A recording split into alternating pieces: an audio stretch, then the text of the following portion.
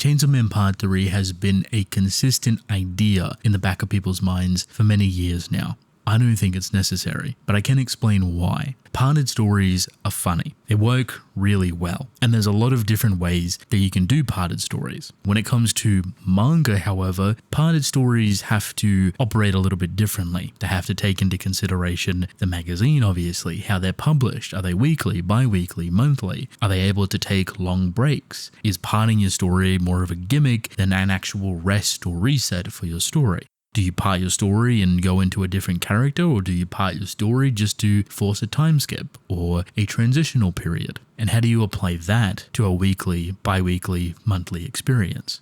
Look at this, a second channel that is a weekly manga podcast, updated Friday, go subscribe, and a free Patreon with exclusive goodies and that podcast 5 days earlier. Become a member, it supports me directly. Also leave a like and subscribe. Mwah. Parting a story has a lot of benefits, but it does also have drawbacks. So traditionally, a parted story, a lot of you may know it, is a whole story that is cut up into different segments. This means that the writer has visualized the whole story from start to finish and is utilizing parts as certain checkpoints. So for the first checkpoint, that's the end of part 1. The second checkpoint, the end of part 2, and potentially the finale of the story is the end of part 3. At those checkpoints can lie heavy development moments, time skips, revelations, character deaths or reveals, you name it. I would say that this is the easiest way to part your story. There's no real massive positives, but there's also no real massive negatives. In a way, it just allows the author to write to a part a little bit nicer, have their arcs fold into an ending of a part, and then start again.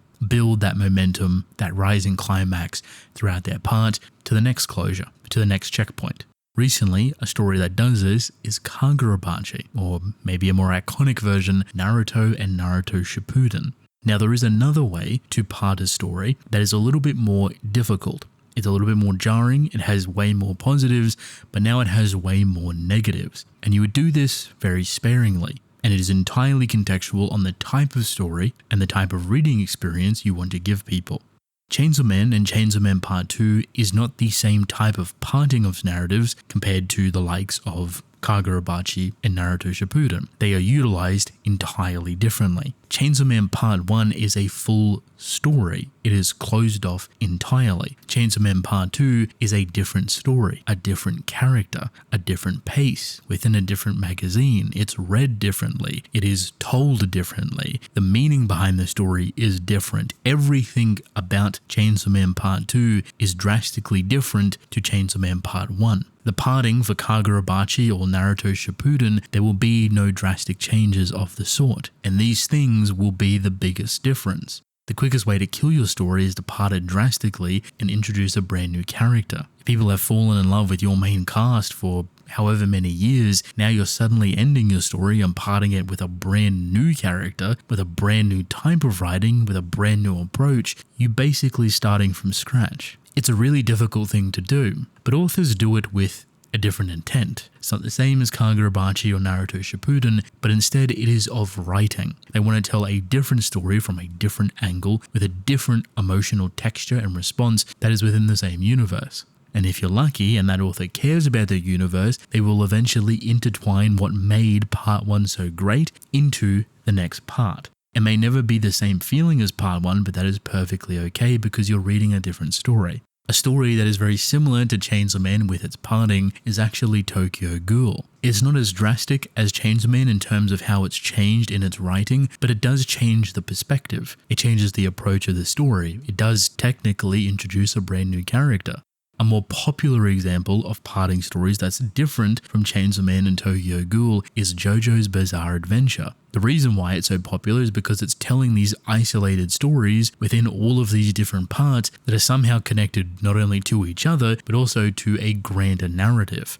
This is a choice that you place before you write each part. This is not something you come up with on the fly. It's drastically different, Chainsaw Man and Tokyo Ghoul, and very far away from Kagurabachi and Naruto Shippuden. So these are your 3 examples of how parting stories can work differently, what type of reasoning and response they're meant to have from readers. I think it is important to understand this stuff because when you think about Chainsaw Man Part 3, you may think in the likes of Kagurabachi and Naruto Shippuden where you can just keep adding things on, when you can just explore different avenues. And while that is definitely a possibility, it wouldn't work the same way. Fujimoto would have to treat it similar to how he treated Part 1. First, he would have to completely isolate Part 2's story and close it off, only for then to jump to Part 3 with a brand new character. And while this is 100% doable, it's not practical. When you're starting another part in an established universe with new characters, you have to make people fall in love with these characters again. If it was just Denji or Asa, you'd have an easy time, but Part 3 would have to be someone different. Now you might ask yourself, well, what if he'd done something similar to Kagurabachi, where he just parted Chainsaw Man Part 2 and took a break and continued on with Part 3 with the rest of Asa, Mitaka and Denji's journey? This is possible as well, but then you're not really getting anywhere. You're kind of just elongating the story for the sake of it, and you have this really jarring beginning, because Part 1 is not read like Part 2, but now suddenly Part 2 and 3 are basically a whole story split down the middle.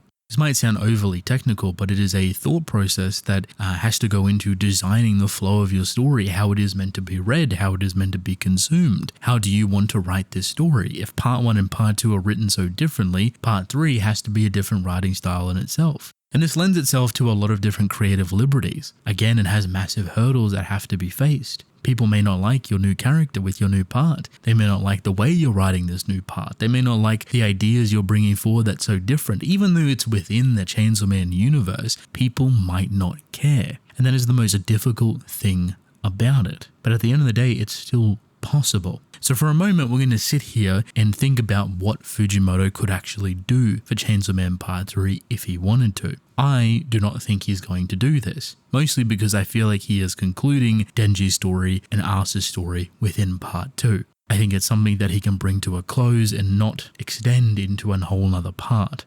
However, 99% of us did not know that he would write a Part 2 for Chainsaw Man's story, and that is where Fujimoto gets a little bit unpredictable. See, a Part 3 of Chainsaw Man's story could look like something of a far-off sequel, again starting with a new character focusing on new things. Something that Fujimoto is incredibly good at doing is making you care for characters very quickly, taking mundane people and throwing them into this chaotic mess with no control. He's also good at reframing his story in different directions. Chainsaw Man Part 1 and Chainsaw Man Part 2 are like night and day. Chainsaw Man Part 3 could be the evening.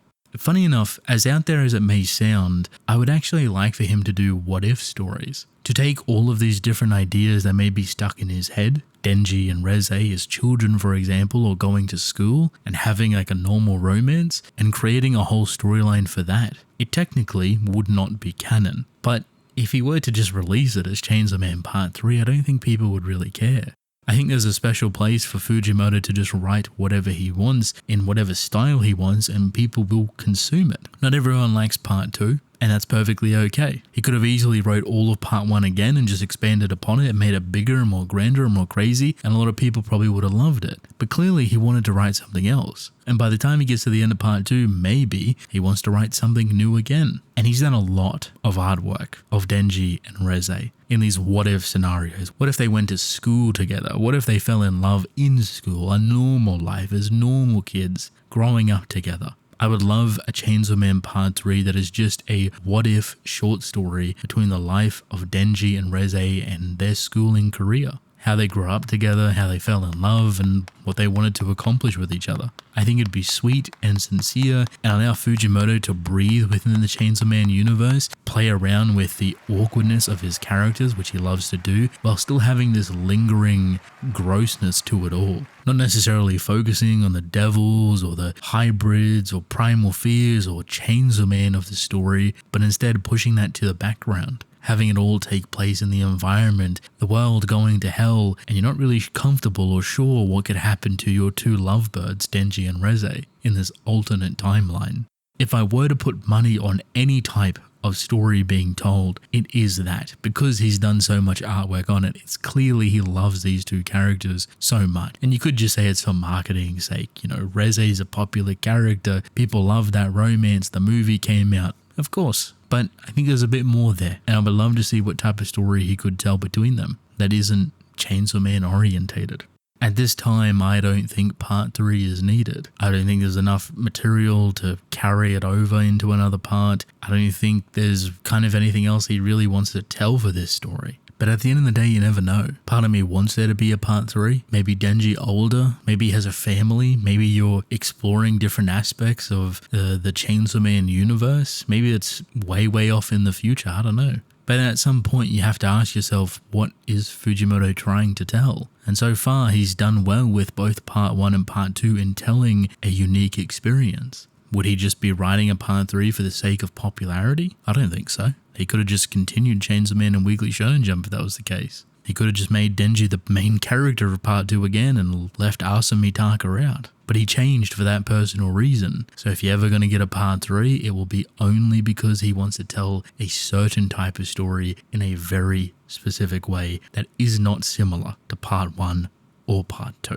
That's basically it. I hope you enjoyed. Thank you to all my Patreon members. I love you all immensely, and I will see you all later. Goodbye.